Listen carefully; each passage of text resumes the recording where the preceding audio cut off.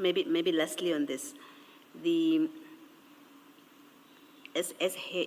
are the overseer or the caretaker of the APSS in January and February. That's correct, ma'am. When this is being incurred, I would, and correct me if I'm wrong, I would expect that you would have been informed about this. You should have been informed about this problem of additional sites having been added, and so many, as he says in this email, and the effect of it on the budget, that you would be informed before Deputy Commissioner Dlamini is informed, because you are the caretaker at that time. You are the person responsible for that function. Is that a fair assessment? That would be a fair assessment. I believe I am copied in most of these communications from the onset. But your assessment makes sense that because I was the caretaker, it happened under my watch to inform me, to determine if I know anything about it or what can I say about it. So that is a fair assessment. Thank you. So you are now copied on this email. It's still early March. It doesn't seem like you did anything about it, because in this email, they're not just talking about the issue of ad hoc. They also mentioned that in the January month, 30 sites were added. In February, 6 sites were added. I don't see anywhere where you say, who authorized this? I never authorized this. How come I was not told about this? Yes. The emails of 12 March, there was a flurry of emails. By the time I saw the flurry of emails, was already at a point where the chief has already given instruction to Deputy Chief Spies to address the matter. We consulted one another, but verbally. I didn't respond to the email. It was overtaken already by events. So you wouldn't see any response from me on the 12th March flurry of emails. Yeah, but the instruction to Spies is that ad hoc services must be cancelled. Yes. It does not talk to what was added in January and February, and who added it and why, where did they get authority to do that, which is your issue. Spies' issue is cancel all ad hoc services. Yes. And he sends the email, they ask for an official letter, he sends it at the end of June. You are saying, while you were the head of this division, exercising supervisory authority, these two things happened. In January, 30 sites that you know nothing of were added. In February, 6 sites that you know nothing of were added. Correct. You must account for what happened in the past, not what Spies is going to do going forward. How come you didn't say to those below you, I want a full report on this. Who authorized this? How did it happen? I mean, the fact that Spies only knows about the allocations, specifically the ones to Gubis, he becomes aware when he sends the official letter in June. And Gubis then shows him all these documents. That's later in the year. But you in March know that sites have been added and people who added them did not have authority and they did not consult you. But you don't seem to have taken that up with either Malachi or any of the people below him. No, I have not.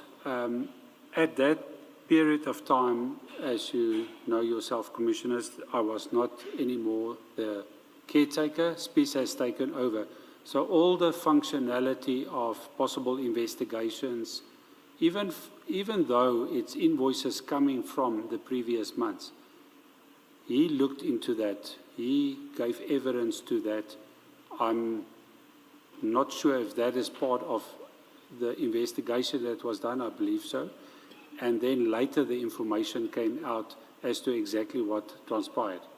But I take your point. Yeah, I understand. My point is that it happened under your watch, and you seem to have washed your hands and said, oh, because peace is there now, he will deal with it. It's no longer my problem. It's unfortunate that it seems that way, but I hear your view. Do you understand my I concern? understand, Commissioner.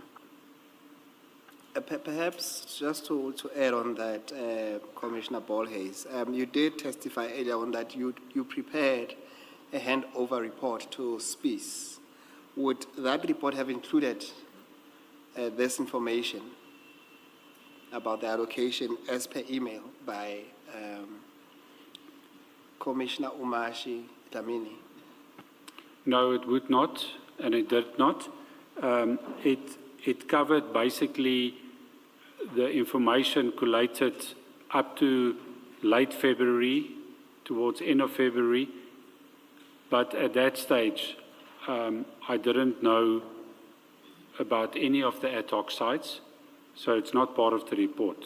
The report, can't remember exactly when it was handed over. I think it was the second week or third week of March, but it would have concluded with the information that I had up to end of February only. New information that surfaced in March would have been dealt with Deputy Chief Spies. I have to just stress to the commissioners that we, from the onset that Deputy Police Commissioner Spies was appointed, there was an ongoing consultative process between the Chief of Police, myself, and Deputy Chief Spies on an ongoing basis. Many consultative processes where we sat, spoke about things, looked at strategies, gave feedback, advised him where to look, what to do, as he was still new to the city. So it was not just a case where the chief or me or others just washed our hands and stood back. I know it comes across that way, but it's definitely not the case. Your answer as to the question, why did you forward the request by the CFO, Mr. Mnisi, to Mr. Dlamini? I think I might have missed that. For the simple reason that any financial matters must go through his division. So even though as the staff officer I write certain documents with financial implications and it's signed off by the Chief of Police and maybe even checked, I'm using an example, maybe even checked by Deputy Police Commissioner Dlamini, when those documents are returned and when it must come into effect, the financial part of it, it will go to Deputy Chief Dlamini and to the Finance Office. So it had to go there. And did you support the upliftment of the budget or the request for additional funding? If the two concepts are not confused, did you support that? I supported the upliftment of funds for security services because, as mentioned earlier in my testimony, the shortfalls every year on the budget process for security services was a common thing that we've experienced. So we knew from the onset that we're going to have to ask for additional funds and ask for upliftment funds or go through the adjustment budget and secure funds that way. So yes, I fully supported the upliftment of funds. I did not support and still do not support the asking for additional funds for ad hoc services because I've explained in detail a few times now that although in my stint there wasn't a written process, now there is. A request must come from a department. There must be a process. Everyone that's supposed to know should know. Then a decision is made. then the money is allocated from wherever, whether it's from a client department or whether it's from our budget, etc., etc. So I don't support that, and I still don't support it. Thank you. Chair, we are done. The last paragraph, it's really up to Mr. Spies, Commissioner Bolhuis, to make any closing remarks over and above what is stated at his paragraph 54 of the statement. Thank you, Commissioners. I need to make a closing remark. I think it's important that you know and understand my views of all of this. So I'm reading from my statement, paragraph 54. I am appalled at the corruption taking place in the city of Tshwane, and for that matter at most municipalities and government departments. We are public servants, and it is expected of us to be loyal, ethical, and serve our people. I will continue to be a good and honest public servant. May God help me. May God help us all. Thank you.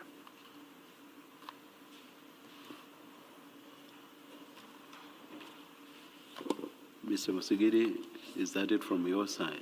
That's it, Chair. Thank you. Deputy Chief, thank you very much for Thank you, Commissioners. You are excused. Let us adjourn and resume at 9:30 tomorrow.